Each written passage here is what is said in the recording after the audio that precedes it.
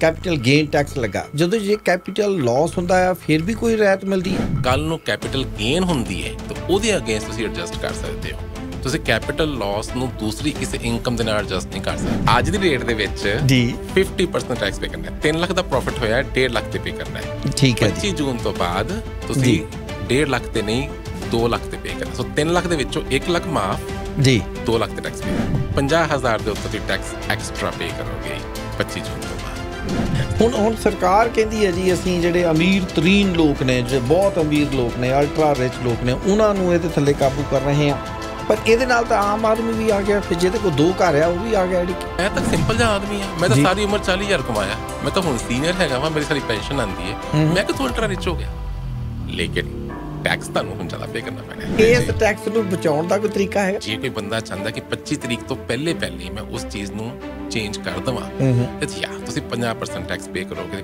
66 point ਨਹੀਂ ਪੇ ਕਰੋਗੇ ਪਰ ਗੱਲ ਇਹ ਹੈਗੀ ਹੈ ਕਿ ਇਹ ਕੋਈ ਏਦਾਂ ਚੁਟਕੀ ਵਾਲੀ ਚੀਜ਼ ਨਹੀਂ ਕਿ ਮੈਂ ਲੈਂਡ ਨੂੰ ਹੁਣੇ ਵੇਚ ਦੇਵਾਂ ਜਾ ਕੇ ਨਹੀਂ ਜੇ ਮੈਂ ਅੱਜ ਲੈਂਡ ਵੇਚਣ ਜਾਵਾਂਗਾ ਤਾਂ ਪੈਸੇ ਵੀ ਘੱਟ ਮਿਲਣੇ ਨੇ ਜੇ ਕੋਈ ਇੰਡੀਆ 'ਚ ਆਪਣੀ ਪ੍ਰੋਪਰਟੀ ਸੇਲ ਕਰਦਾ ਤਾਂ ਕੀ ਉਹ ਇਨਕਮ ਜਿਹੜੀ ਆ ਜਿਹੜੇ ਪੈਸਾ ਆਉਂਦਾ ਉਹ ਕੈਨੇਡਾ ਦੇ ਵਿੱਚ ਟੈਕਸੇਬਲ ਤੁਸੀਂ ਸ਼ਾਇਦ ਇੰਡੀਆ 'ਚ ਵੀ ਟੈਕਸ ਪੇ ਕਰੋਗੇ ਲੇਕਿਨ ਤੁਹਾਨੂੰ ਕੈਨੇਡਾ ਵਿੱਚ ਵੀ ਉਸ ਚੀਜ਼ 'ਤੇ ਟੈਕਸ ਪੇ ਕਰਨਾ ਪਏਗਾ ਸੁਰੇਸ਼ ਮਦਾਨ ਜੀ ਐਕਸਪੀਰੀਅੰਸਡ CPA ਨੇ ਸਾਡੇ ਕੋਲ ਅੱਜ ਅਸੀਂ ਕੈਪੀਟਲ ਗੇਨਸ ਟੈਕਸ ਦੇ ਉੱਤੇ ਉਹਨਾਂ ਦੇ ਨਾਲ ਗੱਲਬਾਤ ਕਰਾਂਗੇ ਸੁਰੇਸ਼ ਜੀ ਤੁਹਾਡਾ ਬਹੁਤ ਬਹੁਤ ਸਵਾਗਤ ਜੀ ਆਇਆਂ ਨੂੰ sir thank you Rishi ji it's nice to be here ਇਹਦੀ ਬੜੀ ਚਰਚਾ ਹੈ ਜੀ ਤੇ 25 ਜੂਨ ਤੋਂ ਇਹਨੇ ਲਾਗੂ ਹੋ ਜਾਣਾ ਹੁਣ ਕੁਝ ਤਬਦੀਲੀਆਂ ਦੀ ਵੀ ਗੱਲ ਹੋ ਰਹੀ ਹੈ ਕੁਝ ਚੇਂਜਸ ਆਈਆਂ ਨੇ ਉਹ ਕੀ ਨੇ ਰਿਸ਼ੀ ਜੀ ਪਹਿਲਾਂ ਆਪਾਂ ਪਿੱਛੇ ਚੱਲਦੇ ਹਾਂ ਕਿ ਕੈਪੀਟਲ ਗੇਨਸ ਹੈ ਕੀ ਚੀਜ਼ ਹੈ ਜੀ is it a brand new thing ਕਿ ਨਵਾਂ ਨਾਮ ਸੁਣਦੇ ਪਏ ਹਾਂ ਕਿ ਅਸੀਂ ਕਦੀ ਪਹਿਲਾਂ ਸੁਣਿਆ ਨਹੀਂ ਜਾਂ ਕੁਝ ਕੀਤਾ ਨਹੀਂ ਅ ਲੋਟ ਆਫ ਟਾਈਮਸ ਪਹਿਲਾਂ ਗੱਲ ਕਰਦੇ ਹਾਂ ਕੈਪੀਟਲ ਗੇਨ ਹੁੰਦੀ ਕੀ ਹੈ ਕਿ ਜੀ ਤੁਹਾਡੇ ਕੋਲ ਕੋਈ ਪ੍ਰੋਪਰਟੀ ਹੈ ਕੋਈ ਇਨਵੈਸਟਮੈਂਟ ਹੈ ਇਹਨੂੰ ਕੈਪੀਟਲ ਪ੍ਰੋਪਰਟੀ ਆਪਾਂ ਵਰਡ ਯੂਜ਼ ਕਰਦੇ ਹੈਗੇ ਆ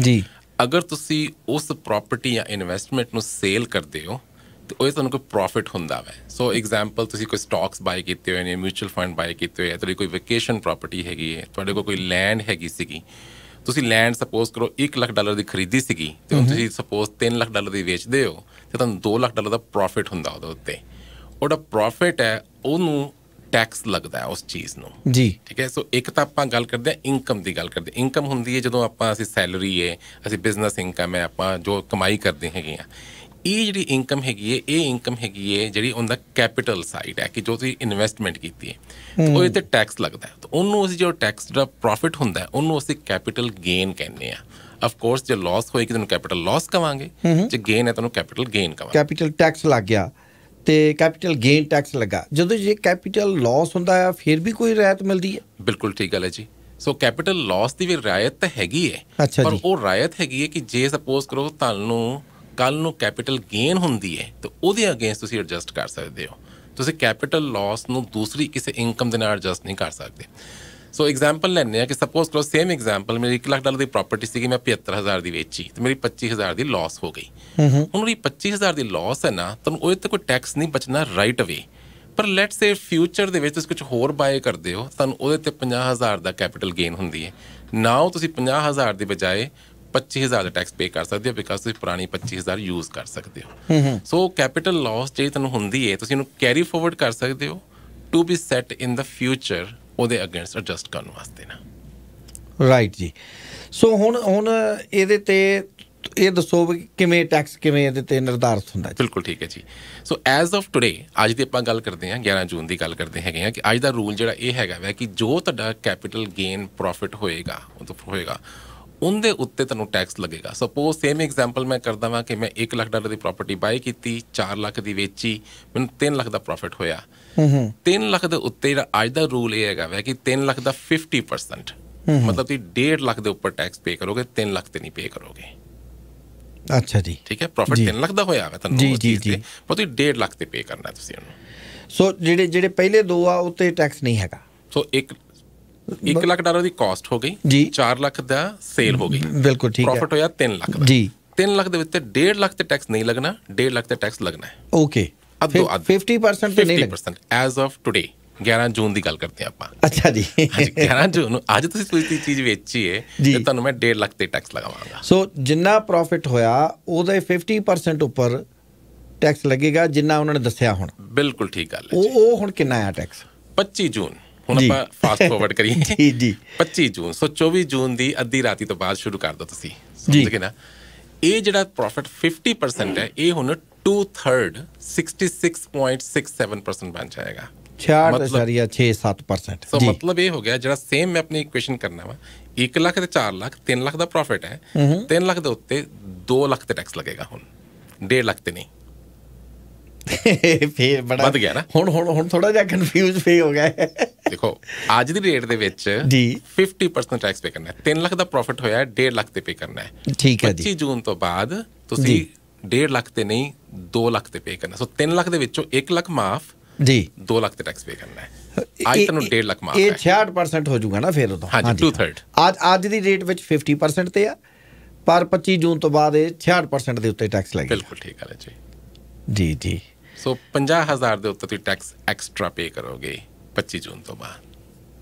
ਸੋ ਇਹ ਰੂਲ ਚੇਂਜ ਹੋ ਰਿਹਾ ਜੀ, ਜਿਹੜਾ 25 ਜੂਨ ਤੋਂ ਬਾਅਦ ਚੇਂਜ ਹੋ ਰਿਹਾ ਹੈਗਾ ਵੈ। ਜਿਹੜਾ ਗਵਰਨਮੈਂਟ ਨੇ ਪ੍ਰਪੋਜ਼ ਕੀਤਾ, ਆਪਣੇ ਜਿਹੜਾ ਪਿਛਲਾ ਬਜਟ ਆਇਆ ਸੀਗਾ ਉਹਦੇ 'ਚ ਪ੍ਰਪੋਜ਼ ਕੀਤਾ ਸੀਗਾ, ਹਾਲੇ ਬਿੱਲ ਨਹੀਂ ਬਣਿਆ ਆਫ ਕੋਰਸ, ਲੇਕਿਨ ਐਜ਼ ਆਫ ਟੂਡੇ ਜੋ ਸਾਨੂੰ ਪਤਾ ਹੈ, ਕੱਲ Monday notice of ways and motions ਜਿਹੜੀ ਆਪਣੀ ਟੇਬਲ ਕੀਤੀ ਜਾਂਦੀ ਹੈਗੀ, ਉਹ ਟੇਬਲ ਕਰਤੀ ਗਈ ਹੈ।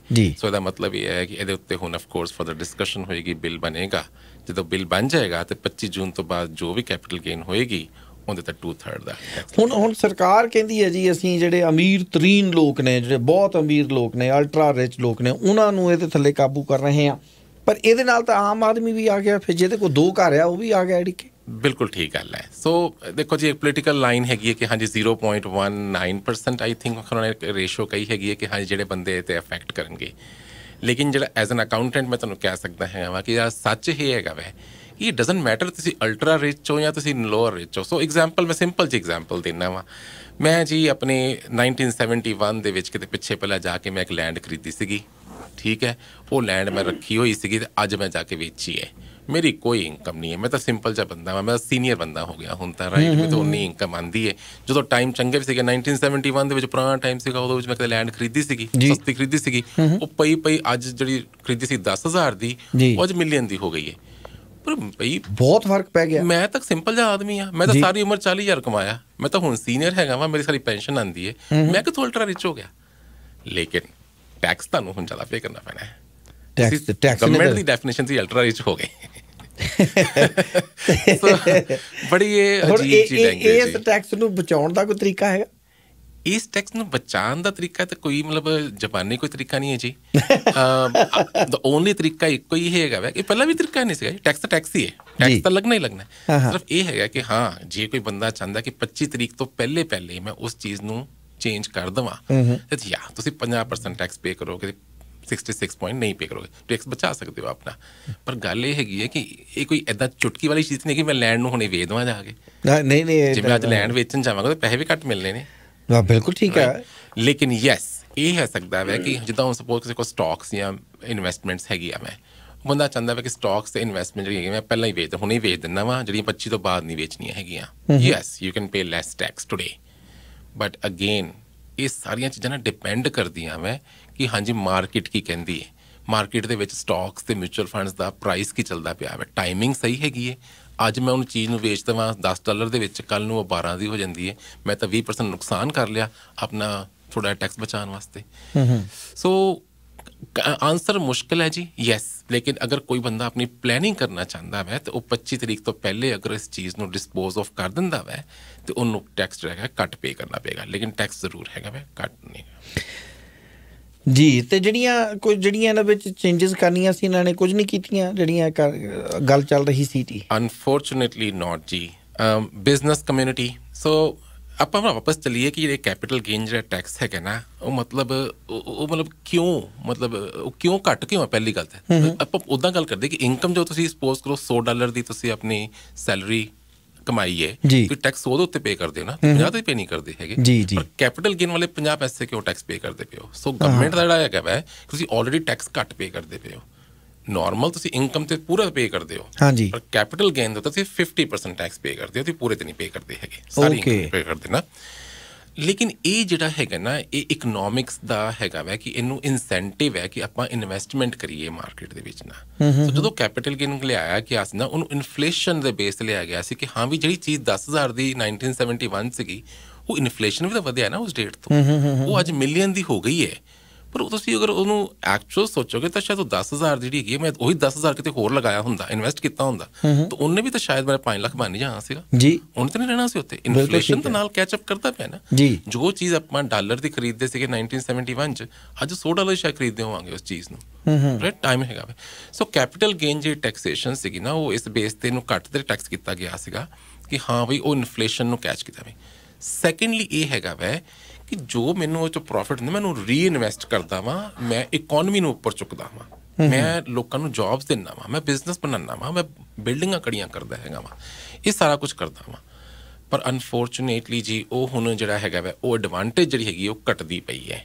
ਸੋ ਗਵਰਨਮੈਂਟ ਜਿਹੜਾ ਵਰਡ ਜਿਹੜਾ ਹੈਗਾ ਵਾ ਅਲਟਰਾ ਰਿਚ, ਜਾਂ ਆਪਾਂ ਵਰਡ ਯੂਜ਼ ਕਰਦੇ ਹਾਂ ਜਿਹੜੇ ਗਵਰਨਮੈਂਟ ਯੂਜ਼ ਕਰਦੀ ਪਈਏ, ਜਾਂ ਫਿਰ ਕਹਿੰਦੀ ਪਈਏ ਕਿ ਹਾਂ ਜੀ ਜਿਹੜੇ ਬੰਦੇ ਬਹੁਤ ਪੈਸੇ ਕਮਾਉਂਦੇ ਪਏ ਨੇ, ਹੁਣ ਉਹਨਾਂ ਦੇ ਕੋਲ ਪ੍ਰੋਬਲਮ ਕੀ ਹੈ? ਜਿਹੜਾ ਪ੍ਰੋਫਿਟ ਆਇਆ ਮੈਨੂੰ, ਜੋ ਇਹ ਮੈਂ 66% ਦਾ ਟੈਕਸ ਪੇ ਕਰਤਾ, ਮੇਰੇ ਕੋਲ ਬਚਿਆ ਕੀ ਰੀ ਇਨਵੈਸਟ ਕਰਨ ਵਾਸਤੇ।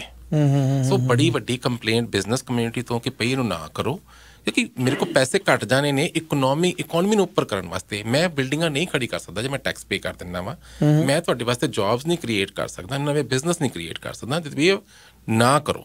ਬਿਜ਼ਨਸ ਕਮਿਊਨਿਟੀ ਨੇ ਬੜਾ ਜ਼ੋਰ ਪਾਇਆ ਜੀ, ਪਰ ਮੰਨਿਆ ਨਹੀਂ ਉਹਨਾਂ ਨੇ, ਅਨਫੋਰਚੂਨੇਟਲੀ ਨੋਟ। ਸਾਡੀ CPA ਐਸੋਸੀਏਸ਼ਨ ਨੇ 5 ਉਹਨਾਂ ਨੂੰ ਦਿੱਤੇ ਕਿ ਹਾਂ ਵੀ ਤੁਸੀਂ ਆਹ 5 ਜਿਹੜੀ ਚੀਜ਼ਾਂ ਹੈਗੀਆਂ ਇਹਨਾਂ ਨੂੰ ਕੰਸੀਡਰ ਕਰੋ, ਇਹਨਾਂ ਨੂੰ ਸੋਚੋ, ਇਹਦੇ ਵਾਸਤੇ ਕੁਝ ਮੋਡੀਫਾਈ ਕਰ ਦਿਓ। 25 ਜੂਨ ਦੀ ਡੇਟ ਦੀ ਗੱਲ ਕਰਦੇ ਆ, ਇੱਕ ਰਿਕੁਐਸਟ ਕੀਤੀ ਕਿ ਜੀ 25 ਜੂਨ ਨੂੰ 31 ਦਸੰਬਰ ਕਰ ਦਿਓ, ਤਾਂ ਕਿ ਲੋਕਾਂ ਦੇ ਕੋਲ ਟਾਈਮ ਹੋਵੇ ਕਿ ਉਹਨੂੰ ਨਾ ਸੋਚ ਸਕਣ। ਮੈਂ ਇੱਦਾਂ ਤਾਂ ਨਹੀਂ ਚੱਕ ਮੈਂ ਚਲੋ ਸੋਚਦਾ ਪਿਆ ਸੀ ਕਿ ਮੈਂ ਆਪਣਾ ਘਰ ਵੇਚ ਦਾਂਗਾ, ਬਿਲਡਿੰਗ ਵੇਚ ਦੇਵਾਂਗਾ, ਪਰ ਮੇਰੇ ਕੋਲ 31 ਦਸੰਬਰ ਤੱਕ ਟਾਈਮ ਹੋਵੇ ਤਾਂ ਮੈਂ ਸੋਚ ਕੇ ਥੋੜਾ ਟਾਈਮ ਦੇ ਦੇਵਾਂ ਜੀ। ਗਵਰਨਮੈਂਟ ਨੇ ਉਹ ਕੰਸੀਡਰ ਨਹੀਂ। ਸੋ ਗਵਰਨਮੈਂਟ ਨੇ ਜੀ ਕਿਹਾ, ਸੋ ਇਸ ਲਾਈਨ ਉਹ ਦੇਖੀ ਜੀ, thank you for your submission, we have considered it but we will not do anything about it. ਓ ਤੁਹਾਡਾ ਬਹੁਤ ਬਹੁਤ ਧੰਨਵਾਦ, ਸਾਨੂੰ ਅਪਰੋਚ ਕੀਤਾ ਤੇ ਪਰ ਹੋਣਾ ਕੱਖ ਨਹੀਂ, ਹੋਣਾ ਕੱਖ ਨਹੀਂ। ਅਨਫੋਰਚੂਨੇਟਲੀ ਬੜਾ ਡਿਸਅਪੋਇੰਟਿੰਗ। ਪੰਚਾਇਤ ਦਾ ਕਿਹਾ ਸਿਰ ਮੱਥੇ, ਪਰਨਾਲਾ ਉੱਥੇ ਦਾ ਉੱਥੇ। ਪੰਜਾਬੀ ਸਹੀ ਕਹਿਤਾ ਤੁਸੀਂ ਜੀ। ਪੰਚਾਇਤ ਦਾ ਕਿਹਾ ਸਿਰ ਮੱਥੇ, ਪਰਨਾਲਾ ਉੱਥੇ ਦਾ ਉੱਥੇ ਜੀ। ਸੋ ਯੈਸ ਜੀ, ਅਨਫੋਰਚੂਨੇਟਲੀ ਕੋਈ ਵੀ ਉਹਨਾਂ ਨੇ ਸਾਡੀ ਚੀਜ਼ ਮੰਨੀ ਨਹੀਂ ਹੈ, ਕੋਈ ਵੀ ਉਹਨਾਂ ਨੇ ਕੋਈ ਵੀ ਚੇਂਜ ਨਹੀਂ ਕੀਤੀ ਹੈ, ਕੁਛ ਵੀ ਨਹੀਂ ਹੈ। ਸੋ ਐਜ਼ ਆਫ ਟੂਡੇ ਜਿਹੜਾ ਹੁਣ ਅਸੀਂ ਅੱਜ ਤੱਕ ਵੇਟ ਕਰ ਰਹੇ ਸੀਗੇ, ਪਹਿਲੀ ਗੱਲ ਤਾਂ ਲੈਜਿਸਲੇਸ਼ਨ ਦੀ ਵੇਟ ਕਰਦੇ ਪਏ ਸੀ, ਸਾਨੂੰ ਤਾਂ ਪਤਾ ਹੀ ਕੁਛ ਨਹੀਂ ਸੀਗਾ ਜੀ, ਇੱਕ ਖਾਲੀ ਇੱਕ ਨਿਊਜ਼ ਹੀ ਪਤਾ ਸੀ ਕਿ ਹਾਂ ਜੀ 50 ਤੋਂ 66 ਹੋ ਰਿਹਾ ਵੈ ਜੀ। ਤੇ as an accountant, as a lawyers, as other people, ਸਾਰੇ ਐਕਸਪਰਟਸ ਵੀ ਵੇਟ ਕਰਦੇ ਪਏ ਸੀ ਕਿ ਹਾਂਜੀ ਜਦੋਂ ਐਕਚੁਅਲ ਲੈਜਿਸਲੇਸ਼ਨ ਆਪਾਂ ਦੇਖੀਏ ਉਹ 'ਚ ਕੁਛ ਹੋਵੇ ਜੋ ਤੁਹਾਨੂੰ ਸੁਜੈਸਟ ਕਰ ਸਕੇ ਕਿ ਹਾਂ ਵੀ ਤੁਸੀਂ ਟੈਕਸ ਦਾ ਬਚਾ ਸਕਦੇ ਹੋ, ਕੁਛ ਕਰ ਸਕਦੇ ਹੋ। Unfortunately no changes. So that means ਕਿ ਅੱਜ ਦੀ ਡੇਟ 'ਚ ਆਪਾਂ ਜਿਹੜਾ ਕਹਿ ਰਹੇ ਹਾਂ ਵੀ ਹੁਣ ਤੁਹਾਡੇ ਕੋਲ ਹੋਰ ਜਿਹੜੇ ਬਾਕੀ 13 ਦਿਨ ਬਚ ਗਏ ਨੇ, ਨੋਟ 14 ਦਿਨ ਐਕਚੁਅਲੀ ਜੀ, ਬਿਲਕੁਲ ਠੀਕ ਹੈ। ਉਸ 13 ਦਿਨ ਦੇ ਵਿਚਕਾਰ ਅਗਰ ਤੁਸੀਂ ਕੁਛ ਆਪਣਾ ਮੈਨੇਜ ਕਰ ਸਕਦੇ ਹੋ ਤਾਂ ਜ਼ਰੂਰ ਕਰੋ, ਟੈਕਸ ਬਚਾ ਲਓ। ਅਦਰਵਾਈਜ਼ 25 ਤਰੀਕ ਤੋਂ ਬਾਅਦ ਤੁਹਾਨੂੰ 2/3 ਦੇ ਉੱਤੇ ਟੈਕਸ ਪੇ ਕਰਨਾ ਪੈਣਾ, ਉਹ ਕਰਨਾ ਪਏ। ਤੋਂ ਇਲਾਵਾ ਕੋਈ ਹੋਰ ਜਾਣਕਾਰੀ ਤੁਸੀਂ ਐਡ ਕਰਨੀ ਚਾਹੋ ਜਿਹੜੀ ਸਾਡੇ ਸੁਣਨ ਵਾਲਿਆਂ ਲਈ ਮਹੱਤਵਪੂਰਨ ਹੋ ਸਕਦੀ ਹੈ ਜੀ? ਟੈਕਸਿਸ ਤਾਂ ਜੀ ਹੁਣ ਨਾ ਮੈਨੂੰ ਲੱਗਦਾ ਹੈ ਕਿ ਅੱਗੇ ਤਾਂ ਆਪਾਂ ਸਾਲ 'ਚ ਇੱਕ ਵਾਰੀ ਗੱਲ ਕਰਦੇ ਸੀਗੇ ਤਾਂ ਆਪਾਂ ਛੁੱਟੀ ਚੱਲ ਜਾਂਦੇ ਸੀਗੇ, ਹੁਣ ਤਾਂ ਮੈਨੂੰ ਲੱਗਦਾ 3-4 ਵਾਰੀ ਕਰਨੀ ਚਾਹੀਦੀ ਹੈ। ਹੁਣ ਤਾਂ ਜੀ ਕਰਨੀ ਪਊਗੀ ਰਾਤ ਉਸ ਛੁੱਟੀਆਂ ਦੇ ਉੱਤੇ ਵੀ ਮੈਨੂੰ ਹੁਣ ਫੋਨ ਔਨ ਰੱਖਣਾ ਪੈਂਦਾ ਹੈ ਕਿ ਭਾਈ ਦੇਖ ਲਓ ਕਿ ਚੀਜ਼ ਮਿਸ ਨਾ ਕਰ ਜਾਵਾਂ, ਵਿੱਚੋਂ ਮੈਂ ਕੁਛ ਰਹਿ ਨਾ ਜਾਵੇ ਜੀ। So that's the new world ਜੀ, that's the new taxation world in there. ਬੜੀ ਜ਼ਰੂਰਤ ਬਣ ਗਈ ਹੈ ਹੁਣ ਨਾ ਕਿ ਆਪਾਂ ਟੈਕਸਿਸ ਨੂੰ ਡਿਸਕਸ ਕਰੀਏ, ਟੈਕਸਿਸ ਨੂੰ ਕੰਸੀਡਰ ਕਰੀਏ। ਪੋਕਟ ਬੜੀ ਛੋਟੀ ਹੋ ਰਹੀ ਹੈ ਜੀ unfortunately, multiple layers of tax ਆਉਂਦੇ ਪਏ ਨੇ। ਇਹ ਵੀ ਕੋਈ ਸੰਭਾਵਨਾ ਵੀ ਇਹਨੂੰ 25 ਜੂਨ ਤੋਂ ਹੀ ਬਜਾਏ 31 ਦਸੰਬਰ ਤੱਕ ਲੈ ਜਾਣ? ਨੋਟ ਐਨੀ ਮੋਰ ਜੀ, ਕੱਲ ਤੱਕ ਸੀਗੀ, ਅੱਜ ਤੱਕ ਨਹੀਂ ਹੈ। ਅੱਜ ਨਹੀਂ ਹੈ, ਅੱਜ ਦੀ ਡੇਟ ਦੇ ਵਿੱਚ ਕੋਈ ਉਹਨਾਂ ਨੇ ਬੜਾ ਕਲੀਅਰਲੀ ਉਹਨਾਂ ਨੇ ਰਿਸਪੌਂਸ ਦਿੱਤਾ ਵਾ। ਉਹਨਾਂ ਦੇ ਆਪਣੇ ਕੁਐਸਚਨਸ ਵੀ ਹੈਗੇ ਨੇ ਜਿਹੜੇ ਆਪਣੀ ਨੋਟਿਸ ਆਫ ਟੇਬਲਸ ਪਾਇਆ, ਉਹਦੇ ਨਾਲ ਉਹਨਾਂ ਨੇ ਸਟੇਟਮੈਂਟ ਵੀ ਦਿੱਤੀ ਹੈਗੀ ਹੈ। ਉਹਨਾਂ ਨੇ ਹਰ ਕੁਐਸਚਨ ਦਾ ਕਲੀਅਰ ਜਵਾਬ ਦਿੱਤਾ ਵਾ ਕਿ ਇਹ ਚੇਂਜ ਨਹੀਂ ਹੋਣਾ, ਇਹ ਨਹੀਂ। ਇੱਕ ਕੁਐਸਚਨ ਆਇਆ ਜੀ ਸਾਡੇ ਵੀ ਜੇ ਕੋਈ ਇੰਡੀਆ 'ਚ ਆਪਣੀ ਪ੍ਰੋਪਰਟੀ ਸੇਲ ਕਰਦਾ ਤਾਂ ਕੀ ਉਹ ਇਨਕਮ ਜਿਹੜੀ ਆ, ਜਿਹੜੇ ਪੈਸਾ ਆਉਂਦਾ ਉਹ ਕੈਨੇਡਾ ਦੇ ਵਿੱਚ ਟੈਕਸੇਬਲ? ਬਿਲਕੁਲ ਠੀਕ ਹੈ ਜੀ। ਕੈਨੇਡਾ ਦੇ ਵਿੱਚ ਆਪਾਂ ਪਹਿਲਾਂ ਵੀ ਡਿਸਕਸ ਕੀਤਾ ਹੋਇਆ ਕਿ ਵਰਲਡ ਇਨਕਮ ਟੈਕਸ ਲੱਗਦਾ ਹੈ। ਅਗਰ ਤੁਸੀਂ ਕੈਨੇਡੀਅਨ ਰੈਜ਼ੀਡੈਂਟ ਹੈਗੇ ਹੋ, ਤੁਹਾਡੀ ਇਨਕਮ ਕਿਤੇ ਮਰਜ਼ੀ ਹੋਵੇ, ਇੰਡੀਆ ਹੋਵੇ, ਦੁਬਈ ਹੋਵੇ, ਅਮਰੀਕਾ ਹੋਵੇ, ਉਸ ਇਨਕਮ 'ਤੇ ਤੁਹਾਨੂੰ ਟੈਕਸ ਪੇ ਕਰਨਾ ਪੈਂਦਾ ਕੈਨੇਡਾ ਦੇ ਵਿੱਚ। ਜੀ ਠੀਕ ਹੈ। ਸੋ ਅਗਰ ਸਪੋਜ਼ ਤੁਸੀਂ ਇੰਡੀਆ ਦੇ ਵਿੱਚ ਪ੍ਰਾਪਰਟੀ ਵੇਚੀ ਹੈ ਔਰ ਸੇਮ ਚੀਜ਼ ਤੁਹਾਨੂੰ ਉੱਥੇ ਪ੍ਰੋਫਿਟ ਹੋਇਆ ਵੈ, ਤੁਸੀਂ ਸ਼ਾਇਦ ਇੰਡੀਆ 'ਚ ਵੀ ਟੈਕਸ ਪੇ ਕਰੋਗੇ, ਲੇਕਿਨ ਤੁਹਾਨੂੰ ਕੈਨੇਡਾ ਵਿੱਚ ਵੀ ਉਸ ਚੀਜ਼ ਤੇ ਟੈਕਸ ਪੇ ਕਰਨਾ ਪਵੇਗਾ। ਬਿਲਕੁਲ ਠੀਕ ਹੈ, ਆਪਣੀ ਇਨਕਮ 'ਚ ਐਡ ਕਰਨਾ ਪਵੇਗਾ ਉਸ ਚੀਜ਼ ਨੂੰ। ਅੱਛਾ, ਇੱਕ ਹੋਰ ਬੜਾ ਇੰਟਰਸਟਿੰਗ ਕੁਐਸਚਨ, ਅੱਜ ਕੱਲ੍ਹ ਬਹੁਤ ਲੋਕ US ਵਿੱਚ ਜਾ ਰਹੇ ਨੇ ਜੀ, ਪਹਿਲਾਂ ਵੀ ਜਾਂਦੇ ਹੋਣਗੇ, ਹੁਣ ਵੀ ਜਾ ਰਹੇ ਨੇ, ਬੜਾ ਟਰੈਂਡ ਬਣ ਗਿਆ ਕਿ ਹੁਣ US 'ਚ ਜੋਬ ਕਰਨੀ ਹੈ।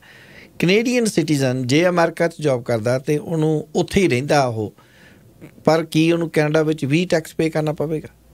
ਆਪਣੀ ਐਗਜ਼ਾਮਪਲ ਸੇਮ ਵਰਡ ਹੋਣੀ ਸੀ। ਅਸਾਂ ਵਰਡ ਨਾ ਸਿਟੀਜ਼ਨ ਵਰਡ ਨਹੀਂ ਯੂਜ਼ ਕਰਦੇ, ਅਸੀਂ ਯੂਜ਼ ਕਰਦੇ ਹਾਂ ਵਰਡ ਰੈਜ਼ੀਡੈਂਟ। ਓਕੇ, ਇਹ ਡਿਫਰੈਂਸ ਹੈ ਸਾਡੇ ਨਾ ਟੈਕਸਿਸ ਦੇ ਵਿੱਚ ਨਾ। ਤੁਸੀਂ ਸਿਟੀਜ਼ਨ ਵੀ ਹੋ ਸਕਦੇ ਹੋ ਤੇ ਰੈਜ਼ੀਡੈਂਸ ਵੀ ਹੋ ਸਕਦੇ ਹੋ, ਤੁਸੀਂ ਸਿਟੀਜ਼ਨ ਨਹੀਂ ਵੀ ਹੋ ਸਕਦੇ ਤੇ ਰੈਜ਼ੀਡੈਂਟ ਵੀ ਹੋ ਸਕਦੇ ਹੈਗੇ ਹੋ। ਅਸੀਂ ਜਿਹੜਾ ਟੈਕਨੀਕਲ ਵਰਡ ਯੂਜ਼ ਕਰਦੇ ਹਾਂ ਕਿ ਅਗਰ ਤੁਸੀਂ ਕੈਨੇਡੀਅਨ ਰੈਜ਼ੀਡੈਂਟ ਹੈਗੇ ਹੋ ਨਾ, ਦੈਨ ਤੁਹਾਡੀ ਵਰਲਡ ਇਨਕਮ ਟੈਕਸ ਹੈ, ਚਾਹੇ ਤੁਸੀਂ ਉਹ ਅਮਰੀਕਾ 'ਚ ਕਰੋ, ਚਾਹੇ ਤੁਸੀਂ ਅਮਰੀਕਾ 'ਚ ਰਹੋ ਜਾ ਕੇ, ਚਾਹੇ ਤੁਸੀਂ ਜੋਬ ਕਰੋ ਉੱਥੇ, ਜਿੱਥੇ ਕੈਨੇਡੀਅਨ ਰੈਜ਼ੀਡੈਂਟ ਹੋ। ਮੈਂ ਹੁਣ ਐਗਜ਼ਾਮਪਲ ਦੇਣਾ ਜੇ ਬੰਦੇ ਨੂੰ ਕਨਫਿਊਜ਼ ਨਾ ਕਰਨਾ ਹੋਏ ਕਿ ਕੀ ਵਰਡ ਯੂਜ਼ ਕਰਦੇ ਪਏ ਨੇ।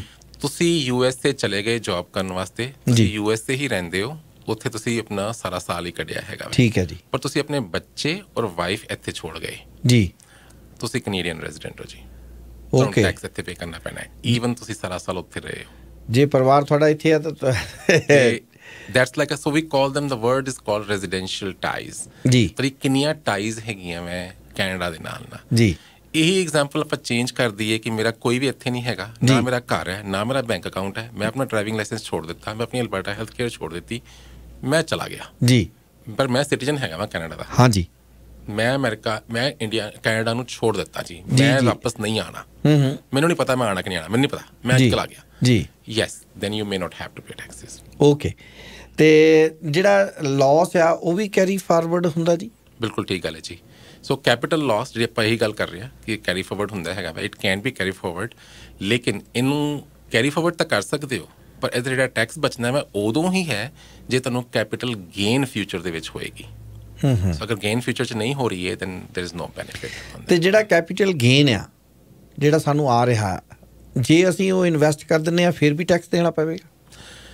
It's a good question, Ji. There's a very limited availability on that one, especially for the commercial property. We call them replacement property rules. ਆਪਾਂ ਉਹਨਾਂ ਨੂੰ ਕਹੀਦੇ ਹੈਗੇ ਨੇ ਕਿ ਤੁਹਾਨੂੰ ਸਪੋਜ਼ ਕਰੋ ਕਿ ਤੁਸੀਂ ਇੱਕ ਕਮਰਸ਼ੀਅਲ ਪ੍ਰਾਪਰਟੀ ਵੇਚੀ ਹੈ, ਸਪੋਜ਼ ਤੁਸੀਂ ਕਮਰਸ਼ੀਅਲ ਵੇਅਰ ਹਾਊਸ ਵੇਚਿਆ ਹੈਗਾ ਹੈ, ਔਰ ਉਹਨੂੰ ਤੁਸੀਂ ਅੱਗੇ ਰੀਇਨਵੈਸਟ ਕਰਦੇ ਹੋ ਕਿਸੇ ਹੋਰ ਕਮਰਸ਼ੀਅਲ ਬਾਏ ਕਰਨ ਵਾਸਤੇ ਨਾ, ਸਿਮਿਲਰ ਬਿਜ਼ਨਸ ਵਾਸਤੇ, there is a possibility to defer the capital gain. Defer ਮਤਲਬ ਤੁਸੀਂ ਅੱਗੇ ਫਿਊਚਰ ਸਾਲਾਂ 'ਚ ਪਾ ਦਿੱਤੀ ਉਹਨੂੰ, ਤੁਸੀਂ ਅੱਜ ਨਹੀਂ ਪੇ ਕਰਨਾ ਪਏਗਾ, ਤੁਹਾਨੂੰ ਅਗਲੇ ਸਾਲਾਂ 'ਚ ਪੇ ਕਰਨਾ ਪਏਗਾ। there is a ways to do that one in there ਜੀ। ਰਾਈਟ ਜੀ, but it's a complicated area, depends on each situation ਜੀ। ਮਦਾਨ ਸਾਹਿਬ ਤੁਹਾਡਾ ਬਹੁਤ ਬਹੁਤ ਧੰਨਵਾਦ, ਤੁਹਾਡਾ ਬਹੁਤ ਸ਼ੁਕਰੀਆ। ਇਹਦੇ ਤੇ ਬੜੇ ਲੋਕਾਂ ਦੇ ਸਵਾਲ ਸਨ, ਕਈਆਂ ਦਿਨਾਂ ਦੇ ਆ ਰਹੇ ਸਨ, ਪਰ ਤੁਸੀਂ ਅੱਜ ਕਲੀਅਰ ਕਰਤਾ ਵੀ ਇਹ ਨਾ ਤਾਂ 31 ਦਸੰਬਰ ਹੋਣੀ ਹੈ ਤੇ ਨਾ ਇਹ ਪਹਿਲਾਂ ਜਾਂ ਮਗਰੋਂ ਹੋਣੀ ਹੈ, ਜੋ ਹੈ ਸੋ ਹੈ, ਜੋ ਹੈ ਸੋ ਹੈ ਜੀ। It's a taxation, same thing just like for anybody else in there. ਤੁਹਾਡੇ ਕੋਲ ਬੈਸਟ ਇਹੀ ਹੈਗਾ ਵੈ ਕਿ ਤੁਸੀਂ ਆਪਣੇ ਅਕਾਊਂਟੈਂਟ ਨਾਲ ਮਿਲ ਕੇ ਜਾਂ ਕਿਸੇ ਆਪਣੇ ਥੋੜ੍ਹੇ ਫਾਈਨੈਂਸ਼ੀਅਲ ਐਕਸਪਰਟ ਨਾਲ ਮਿਲ ਕੇ ਅਗਰ ਤੁਸੀਂ ਉਹਨੂੰ ਕੁਝ ਪਲਾਨ ਕਰ ਸਕਦੇ ਹੋ ਕਿ ਤੁਸੀਂ ਉਹਨੂੰ ਸੇਵ ਕਰ ਸਕੇ, then you should do it today ਜੀ। ਬਹੁਤ ਮਿਹਰਬਾਨੀ ਜੀ, ਬਹੁਤ ਬਹੁਤ ਸ਼ੁਕਰੀਆ। Thank you.